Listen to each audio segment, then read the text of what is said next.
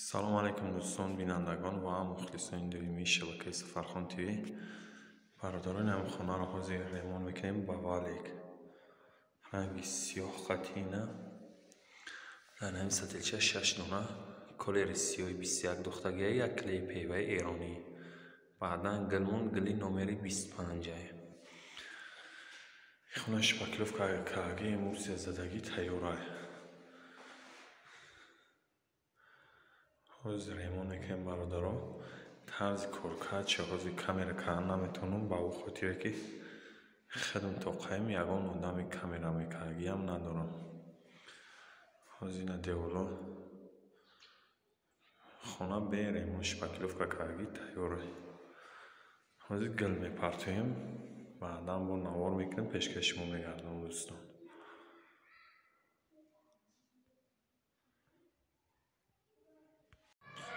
اینه برادران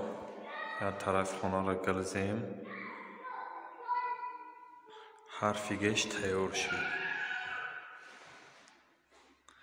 از این طرف نیمی در موندگیه بعدا نیمی تریزه های سبب خدمون توقع بدم به همین خاطر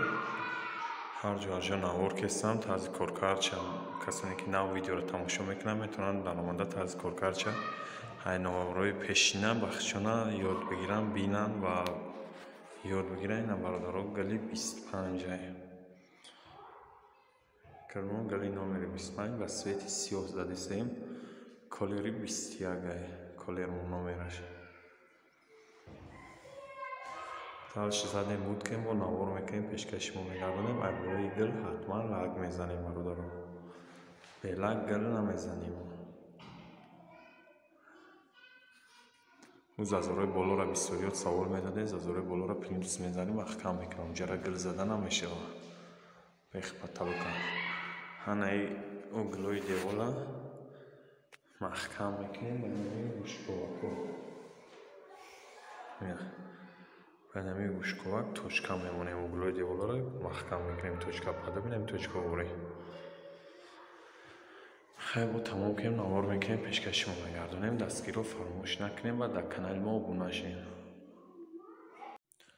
این برادرها خانه را پامونی گل زدیم ریمون کردیم های بروش دکراتیونی لگ زدیم لگمون اینه برادرها گلی زدگی نومری 25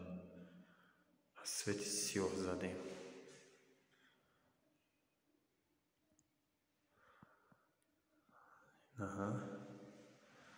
تنه سین را پانیزیم و بسیاری افتادن که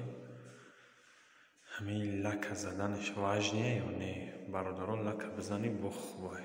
خوبیش در چیه که مویش نمیشه نه در پشت میویه نه دیگه در دست میویه رنگش.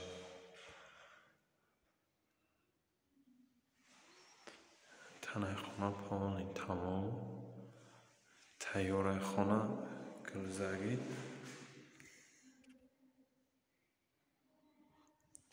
های چیزی که نفتن همون برادرها که نه خونه دار خواست که پتلوک شد و کرو گل بزنیم پتلوک های کلی صدبرگی زدیم سویتی سیاه خطی صدبرگی کلاندانه تیپا فیگور را باید پتلوک ها برآوردیم اینش دوره آمده که و کروگش کلی صدبرگی سیاه